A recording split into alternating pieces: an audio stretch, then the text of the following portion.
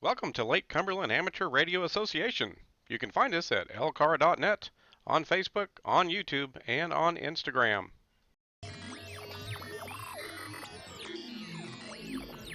If you're enjoying the videos we're producing here at LCARA, please help our club out by hitting that subscribe button. Also, give us some feedback on our videos. Click the like button, share with anybody who may find it interesting, and be sure to hit the bell icon to make sure you get notified of the next video release.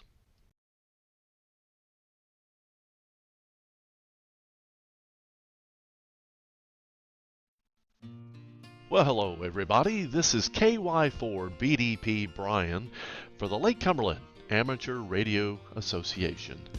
And we just had our ARRL Field Day 2020. A lot of planning went into this event, working on the emergency communications trailer, talking about what kinds of foods we would like to have, and the location itself. Getting all the logistics together to make sure that we could have a successful field day. And boy, did we. It turned out amazingly well. Weather was a little iffy, but we made it work to our advantage as best we could. Here we're looking at the emergency communications trailer being pulled by my truck here and getting that all set up. The cool thing about having this trailer is that it can go pretty much anywhere based on where you can pull it, and because we have so much capability on the inside, we can set up just about any type of radio communications. We're going to have a cell phone booster on there eventually. We've got the solar capabilities, which we couldn't use this day. It was just too cloudy, but it's just great having that trailer. And then if you look to the far left, you'll see we have a mast there with a 2-meter antenna, so we can get into the repeater a little easier.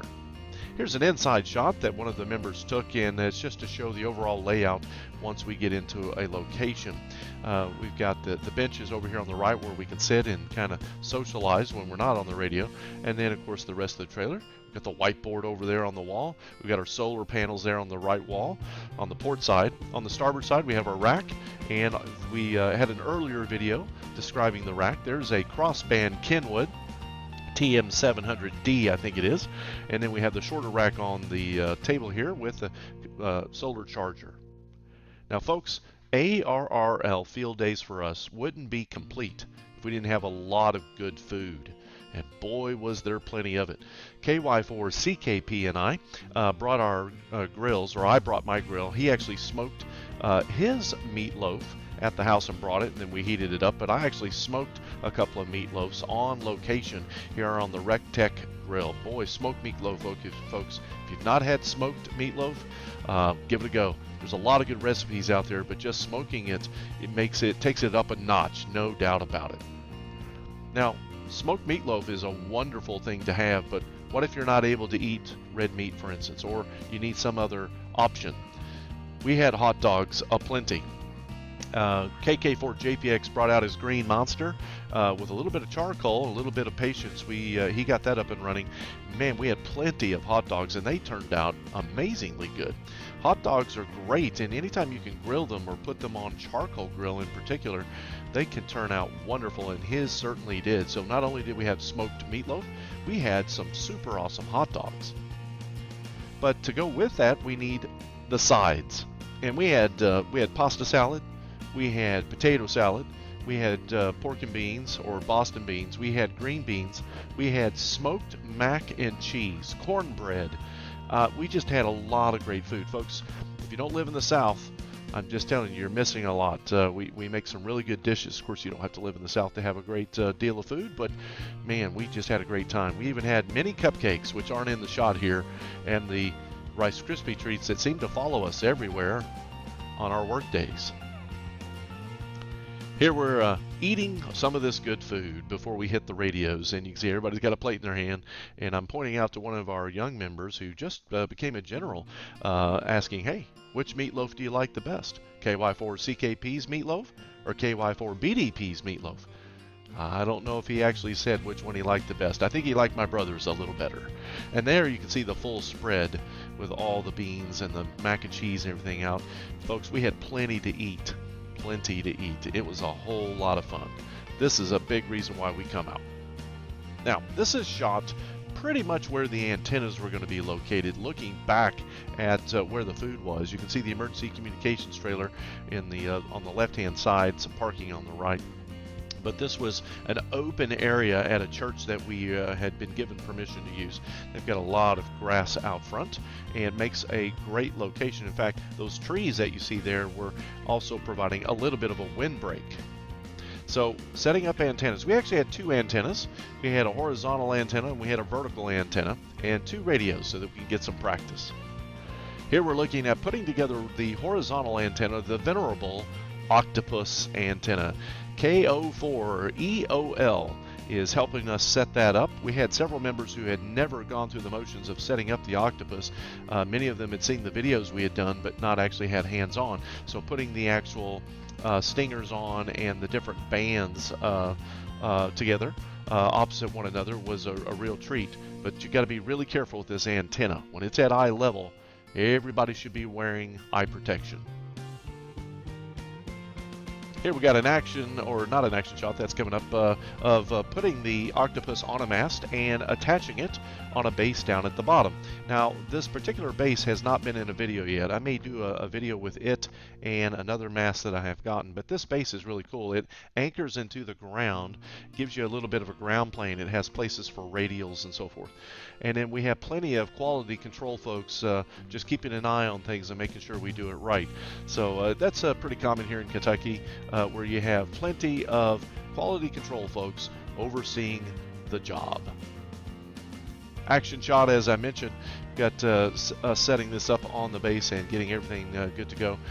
This particular base probably wasn't the best we could have chosen. We'll use a better one next year if we use this antenna next year. Gets it up off the ground. Probably could have been a little bit higher.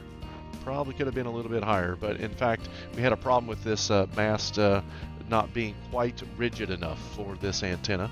That was my fault. But in any event, we got it up off the ground and ready for use.